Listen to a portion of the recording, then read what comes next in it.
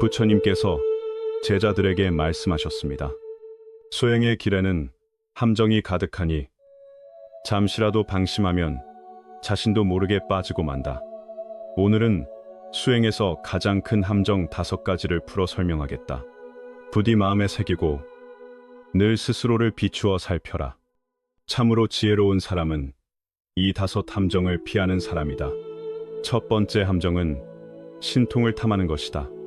많은 수행자들이 선정에 조금 공이 붙으면 곧 신통이나 영험한 감흥을 찾기 시작한다. 빛이 보이거나 낯선 향이 느껴지거나 기이한 현상을 경험하면 그것을 곧바로 깨달음의 높은 경지라고 착각한다. 그러나 부처님은 분명히 경고하셨다. 그것은 수행에서 길을 잃기 쉬운 그릇된 갈래라고. 금강경에 이런 뜻의 말씀이 있다. 색으로 나를 보고 소리로 나를 구하면 그 사람은 삿된 길을 행하는 것이니 열애를 보지 못하리라. 젊은 수행자가 공손히 여쭈었다. 그렇다면 수행 중에 이상한 현상을 만나면 어떻게 대해야 합니까? 부처님이 미소 지으며 답하셨다. 받아들이지 말고, 버리려 하지 말며, 기뻐하지 말고, 걱정하지 말라. 일부러 구하려 들면 곧 마경에 떨어진다. 두려워 도망치면 또 두려움에 떨어진다. 보아도 보지 않은 듯, 들어도 듣지 않은 듯 하라. 두 번째 함정은 청정함에 집착하는 것이다. 부처님이 이어 말씀하셨다. 수행은 반드시 속세를 떠나야 하고 반드시 고요한 곳으로 숨어야 한다고 믿는 사람이 많다. 시끄러움을 싫어하고 고요함을 탐하며 자기는 청정함을 얻었다고 생각하지만 그것 또한 또 하나의 집착이다. 부처님은 늘 말씀하셨다. 참된 청정은 마음에 있고 환경에 있지 않다. 마음이 맑지 않으면 깊은 산속에 있어도 오염이다. 마음이 맑으면 시장 한복판도 도량이다. 젊은 비구가 두 손 모아 여쭈었다. 그렇다면 이 소란한 세상에서 우리는 어떻게 수행해야 합니까? 부처님이 온화한 눈빛으로 답하셨다. 순경과 역경 속에서 마음의 성품을 갈고 닦아라. 바깥 경계에 끌려가지 말라. 세상의 소란함이야말로 가장 좋은 수행 도량이다. 세 번째 함정은 조급하게 깨달으려 하는 것이다. 현대인은 빠른 성공을 추구하고 수행도 예외가 아니다. 누가 며칠 만에 깨달았다는 이야기를 들으면 자기 또한 서둘러 증오를 얻고 싶어 한다. 부처님은 말씀하셨다. 그것이 가장 위험한 마음가짐이다. 급하면 이루지 못한다. 모를 뽑아 빨리 자라게 하려 하면 뿌리만 상한다. 한 구도자가 공손히 여쭈었다. 부처님, 수행은 도대체 얼마나 오래 해야 깨달음에 이릅니까? 부처님이 차분히 답하셨다. 깨달음은 시간이 길고 짧음에 달린 것이 아니라 내 마음의 진실함에 달려 있다. 물은 흘러도를 뚫고 과일은 익으면 저절로 떨어진다. 참으로 전념하는 수행자는 성취의 시간을 묻지 않는다. 그저 한결같이 바르게 수행할 뿐이다. 네 번째 함정은 교만하여 스승을 업신여기는 것이다. 요즘은 인터넷이 발달해 불법 정보를 쉽게 접할 수 있다. 그런데 어떤 이들은 경전 몇 권 읽고 설법 몇 번 듣고는 자기가 이미 다 통달했다고 여기며 더는 선지식의 인도도 필요 없다고 생각한다. 이것은 큰 잘못이다. 선지식의 지도가 없으면 수행자는 자신도 모르게 길을 그르치기 쉽다. 한 제자가 여쭈었다. 그렇다면 믿고 의지할 만한 선지식은 어떻게 고릅니까? 부처님이 답하셨다. 그들의 말과 행동이 일치하는지 관찰하라. 그들이 참으로 중생에게 이익을 주는지 살펴라. 의지하기로 했다면 진심으로 공경하고 잘 듣고 가르침을 따라라. 좁은 견해로 그들을 재단하지 말라. 다섯 번째, 함정은 방일하고 게으르게 해이해지는 것이다. 이것이 가장 흔한 함정이다.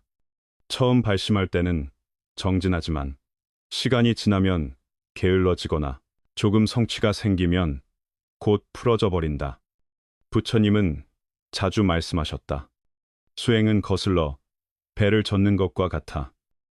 나아가지 않으면 곧 물러난다.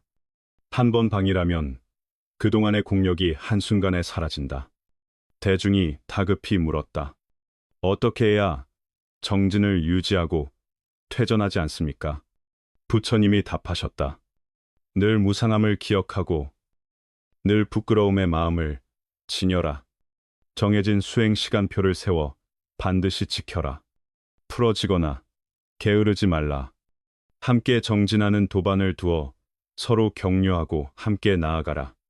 부처님이 마지막으로 거듭 일러주셨다. 이 5 함정은 하나하나가 너희 수행 공력을 허공으로 흩어지게 할 수 있다. 수행은 마음이 일어나고 흔들리는 자리에서 공을 들여야 한다. 지혜로 스스로를 비추어 이 함정들에 갇히지 말라. 가장 중요한 것은 겸손함과 신중함이다.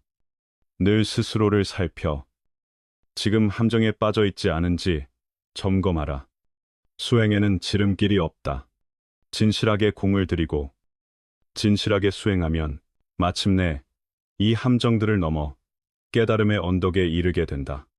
겉으로 단순해 보이는 이 이치일수록 수행길에서는 늘 경계하고 늘 자신을 비추어야 한다. 수행의 길에는 함정이 가득하다. 참된 관조가 있어야만 고통의 구덩이에 떨어지지 않는다.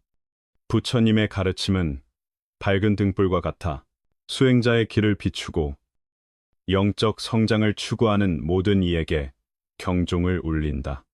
선종의 역사에서 보리달마는 전설적인 고승이다. 인도에서 선의 가르침을 동쪽으로 전해 중국 선종을 열었다. 많은 이들이 좌선과 독송을 수행의 근본으로 삼아 밤낮으로 애써 닦는다. 그런데 달마 대사가 열반에 들기 전 세상을 번쩍 깨우는 한마디를 남겼다고 전해진다. 수행은 겉모습에 있지 않다. 3마디를 참으로 꿰뚫으면 곧바로 생사윤회의 고리를 벗어날 수 있다. 그 3마디는 무엇인가? 어째서 그 말이 그렇게 큰 힘을 지니는가? 이야기는 이렇게 전해진다. 나이가 든 달마 대사는 자신의 때가 가까움을 알고 그날 제자들을 불러 마지막 가르침을 전했다. 제자들은 사부 주위에 둘러앉아 엄숙하고 공경했다. 달마 대사가 제자들을 둘러보다가 시선은 마침내 해가에게 머물렀다. 해가가 예전에 눈 속에서 사흘 밤낮을 꿇고 팔을 끊어 간절함을 보였던 일은 오늘날까지도 사람들을 숙연하게 만든다. 달마 대사가 말했다. 나는 소림사에서 9해 동안 면벽하며 너희에게 여러 수행 법문을 전했다. 그러나 수행의 참된 핵심은 바깥 모습에 있지 않다. 너희가 매일 얼마나 공과를 하고 얼마나 경을 외우는가에 있지 않다. 참된 수행은 명심견성에 있다. 제자들은 의아한 기색을 보였다. 한 젊은 제자가 참지 못하고 물었다.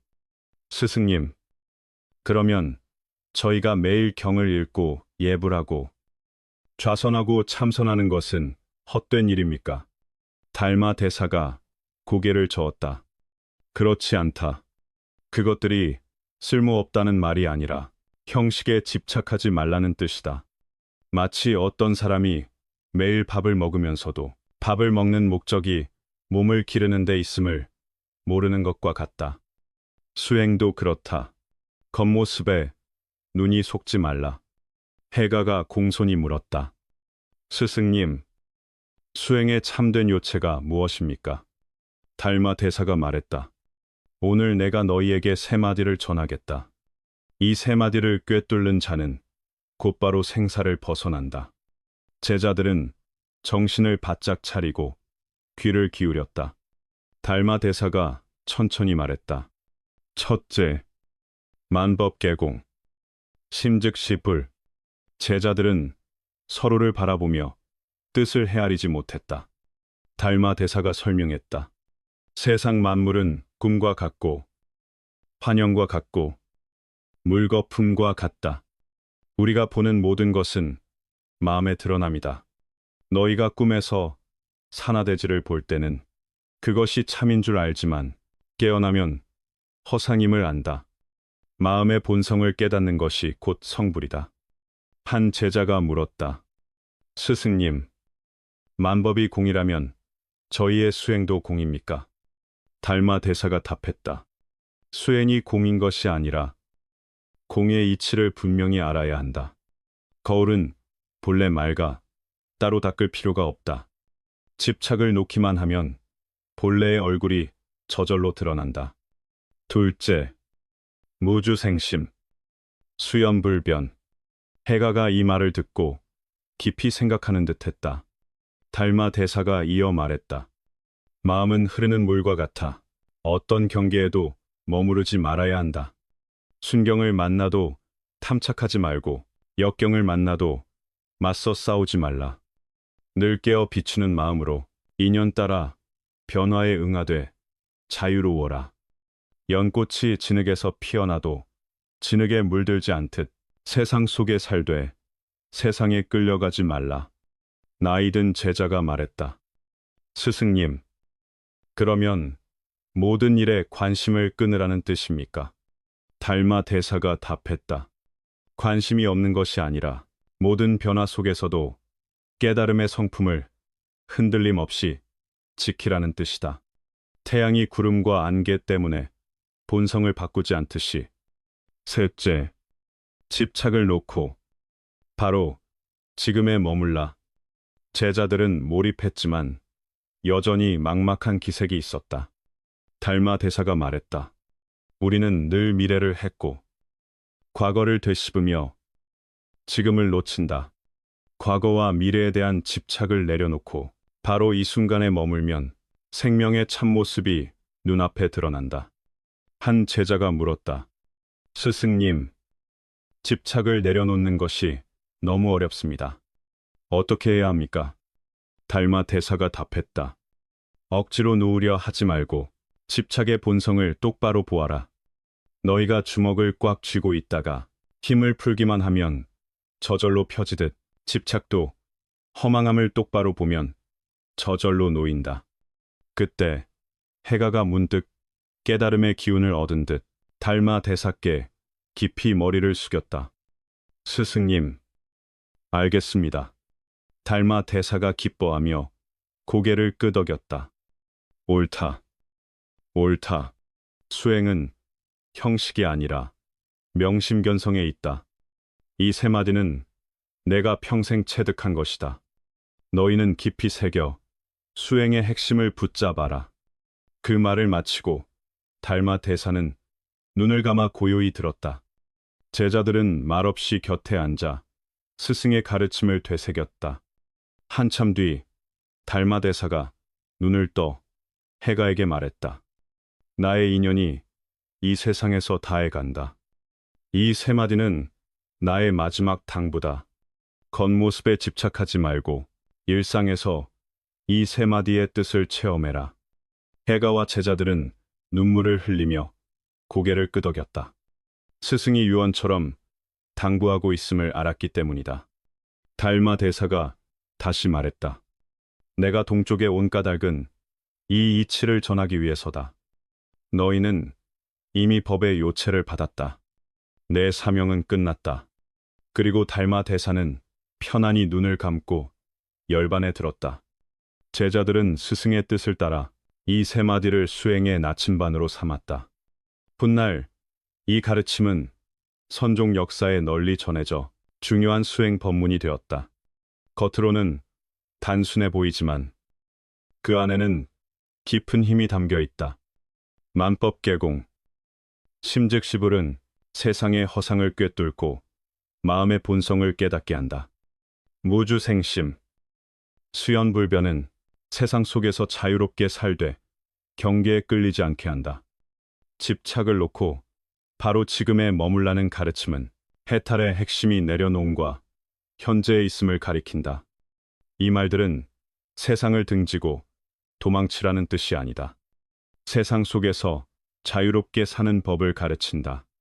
옛 선사가 말했듯 배고프면 밥 먹고 피곤하면 잠자는 것, 평상심이 곧 도다. 이 세 마디를 일상에서 체득할 수 있다면 생사의 해탈은 바로 눈앞에 있다.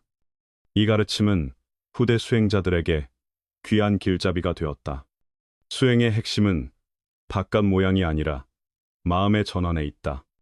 세 마디의 깊은 뜻을 꿰뚫고 생활 속에서 실천하면 큰 자유와 참된 해탈에 이를 수 있다. 인연 있는 이들이여, 수행의 뜻은 윤회의 속박에서 벗어나는 데 있다. 그와 함께 그림자처럼 따라오는 고통과 번뇌도 사라진다. 윤회는 끝없는 순환처럼 우리로 하여금 얻고 잃음, 괴로움과 즐거움 속에 갇히게 한다. 수행의 목적은 그 고리를 뛰어넘는 것이다. 바깥 상황에 끌리지 않고 마음속 집착에 묶이지 않는 것이다. 고통은 욕망에 대한 집착, 상실에 대한 두려움, 미래에 대한 불안에서 생긴다. 번뇌는 마음의 맑음을 가리는 짙은 안개와 같다. 수행은 그 집착을 하나씩 내려놓고 삶의 오르내림을 평온한 마음으로 대하는 법을 배우는 과정이다. 그렇게 되면 마음은 맑은 호수처럼 고요해지고 생명의 본성이 비친다. 이 평온과 안정은 정신의 해방일 뿐 아니라 몸에도 좋은 영향을 준다. 오랜 걱정, 분노, 슬픔은 면역을 약하게 해 병을 부른다. 반대로 기쁘고 평온한 마음은 회복과 조절을 돕는다. 수행으로 번뇌가 줄어들면 마음은 가벼워지고 몸의 상태도 함께 좋아지기 쉽다.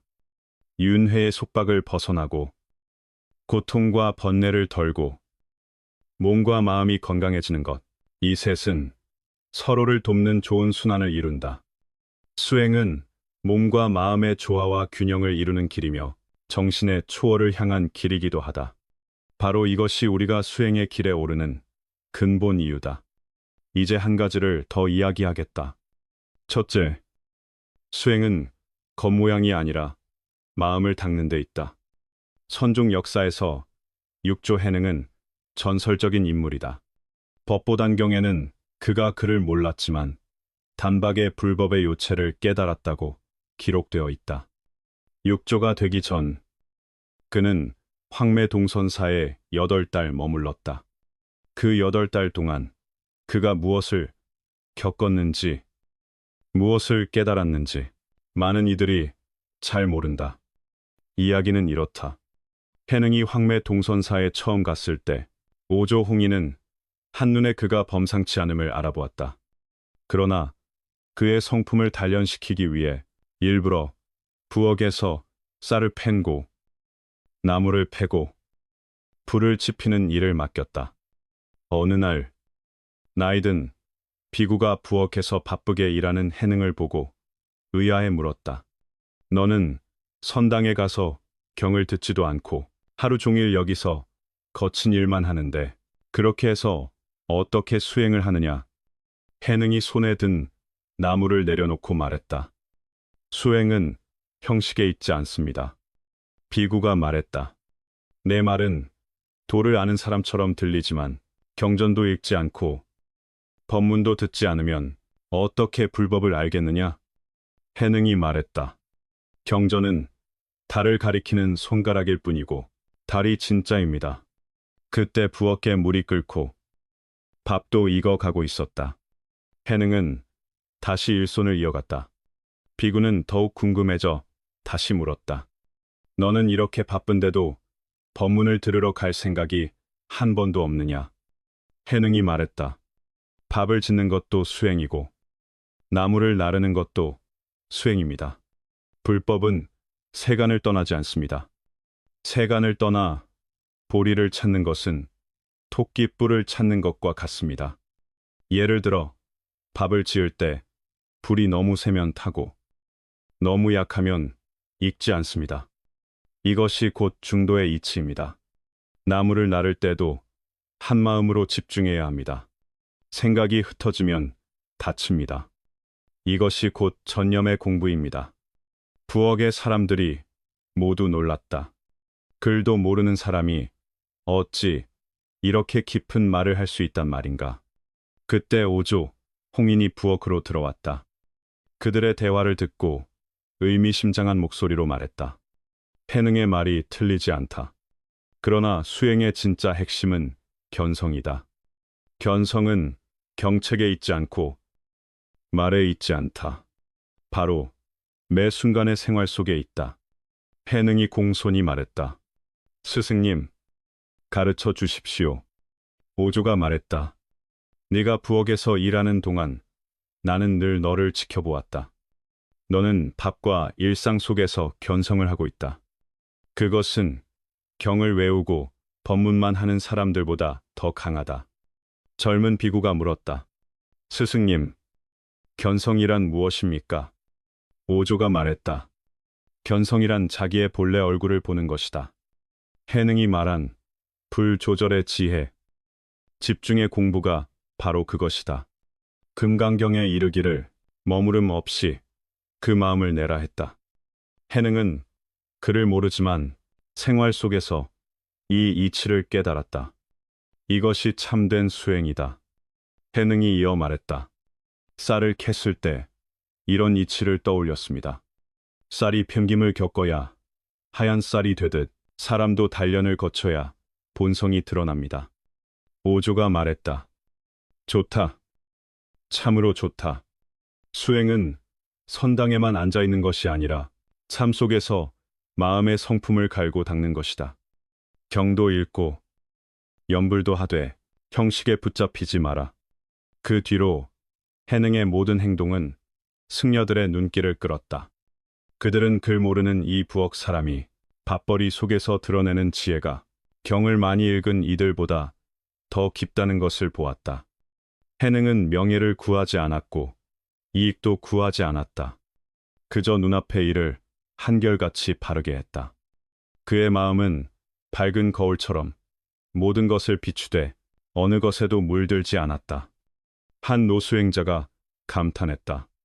평상심이 곧 도라고 했는데 해능은 이미 그것을 해냈다. 부엌의 모든 움직임이 불법의 실제 운용이었다. 이 경험은 우리에게 알려준다. 수행의 요체는 형식이 아니라 마음의 관조에 있다. 밥과 옷과 생계 속에서도 누구나 수행할 수 있다. 핵심은 해능처럼 지금 이 순간에 마음을 머물고 평범함 속에서 견성하며 일상 속에서 깨닫는 것이다. 이어서 또 하나의 가르침을 말하겠다. 선사 백장회에는 평상심이 도라는 말로 후대의 본심을 비추는 등불을 밝혔다. 그 말은 물 흐르듯 평범해 보이지만 실은 매우 깊다. 백장산의 맑은 도량에서 한 학인이 도에 대한 큰 의문을 품고 찾아와 물었다. 무엇이 도입니까? 백장선사가 나무를 패다가 도끼를 내려놓고 담담히 말했다. 배고프면 밥 먹고 피곤하면 잠잔다. 학인은 멍해졌다. 그건 사람이라면 누구나 하는 일인데 어째서 그것이 도입니까? 백장선사가 미소 지으며 말했다. 도는 평범하지만 그 평범함을 진짜로 사는 사람은 많지 않다. 그리고 덧붙였다. 평상심이란 꾸밈이 없고 가짜가 없고 집착이 없고 배척이 없는 마음이다. 이 네 가지가 평상심의 핵심이다. 산속의 맑은 샘물이 억지로 방향을 정하지 않아도 자연히 흐르듯 밤하늘의 밝은 달이 애써 꾸미지 않아도 스스로 빛나듯 자연을 따르고 본래로 돌아가는 마음이 평상심이다. 또한 늙은 수행자가 오랫동안 정진했지만 핵심을 잡지 못해 괴로워 찾아왔다. 나는 매일 예불하고 독송하고 계율을 지키며 한 번도 게을리하지 않았는데 왜 도를 잡지 못합니까? 백장선사가 물었다. 내 수행은 구체적으로 어떠하냐? 노승이 답했다. 매일 정해진 대로 예불하고 독송하며 정진합니다. 백장선사가 고개를 끄덕이고 말했다. 너는 의도된 형식에 너무 붙잡혔다. 형식을 조금 내려놓으면 오히려 도를 더 쉽게 체득할 수도 있다. 진짜 수행은 바깥의 분주함에 있는 게 아니라 평범한 마음자리에 숨어 있다. 평상심이 도라는 수행의 요체에는 중요한 뜻이 있다. 첫째, 도는 일상에서 떠나지 않는다. 나무를 나르고 물을 삼은 일도 도가 아니랴. 둘째, 분별심을 내지 말라. 마음이 다르지 않으면 모든 법이 참되다. 셋째, 인연 따라 자유로워라. 배고프면 먹고, 피곤하면 자라. 억지로 하지 말고 자연스럽게. 그리고 또 중요한 경계가 있다. 말법 시대, 중생이 수행에서 가장 자주 걸리는 큰 장애는 바깥 형상에 집착하는 것이다. 전해지는 이야기로 부처님께서 열반에 드시기 전 안한 존자가 눈물로 물었다. 말법 시대에 수행자들이 가장 쉽게 빠질 오류는 무엇입니까? 부처님이 깊은 눈빛으로 답하셨다. 가장 쉬운 오류는 바깥 형상에 집착하고 내면을 관찰하지 않는 것이다. 부처님은 한 비구의 이야기를 들려주셨다. 어떤 비구는 매일 독송과 예불을 아주 열심히 하고 계율도 엄격히 지켰다. 사람들은 그를 훌륭한 수행자라 칭찬했다. 그런데 한 노비구가 와서 말해 주었다. 경을 외우는 것은 좋다. 그러나 뜻을 관찰하느냐. 예불하는 것은 좋다. 그러나 그때 내 마음은 어디에 있느냐. 계율을 지키는 것은 좋다. 그러나 네 마음의 한 생각을 살피느냐. 그 비구는 그제야 알아차렸다. 자기는 빠르고 많이 하는 형식만 쳐놨고 마음의 변화를 진짜로 살피지 않았음을. 이후 그는 독송할 때 뜻을 살피고 예불할 때 몸과 마음의 상태를 관찰하며 한 생각, 한 생각을 비추기 시작했다. 시간이 흐르자 경지가 크게 자라 마침내 참된 성품을 보고 깨달음의 단계에 들었다. 부처님이 아난에게 말씀하셨다. 이 경험이 바로 후대 수행자들의 거울이 된다. 많은 이들이 바깥 형식을 전부라 여기고 내면을 놓친다. 아난이 고개를 끄덕였다. 수행에서 중요한 것은 마음을 관조하는 것이지 바깥 형식에 머무는 것이 아니군요. 부처님이 의미 깊게 말씀하셨다. 형상에 집착하면 세 가지 큰 잘못이 생긴다. 첫째, 아만이 생겨 남을 업신여긴다. 둘째, 바깥만 하면 된다는 삿된 견해에 빠져 외도에 속기 쉽다. 셋째, 가장 심각하게는 참된 해탈의 기회를 놓친다. 말법 시대에는 번뇌가 더 무겁고 지혜가 더 흐려 사람들은 독송한 경의 양, 절한 횟수, 지킨 규정만 세고 마음의 근본 법문을 놓치기 쉽다. 겉만 화려하고 기초가 약한 건물과 같아 큰 바람을 못 견딘다. 부처님은 다시 일렀다. 바깥 형상에 속지 말라. 참된 관조의 지혜로 법의 참모습을 보아라. 끝까지 함께해 주셔서 감사합니다. 오늘 내용이 도움이 되었다면 좋아요로 마음을 전해주세요. 댓글에 마음을 닦는다 한마디를 남겨 서로의 길에서 서로를 일깨워 주셔도 좋습니다. 이 내용을 인연 있는 사람들과 나누어 선한 지혜가 널리 퍼지길 바랍니다.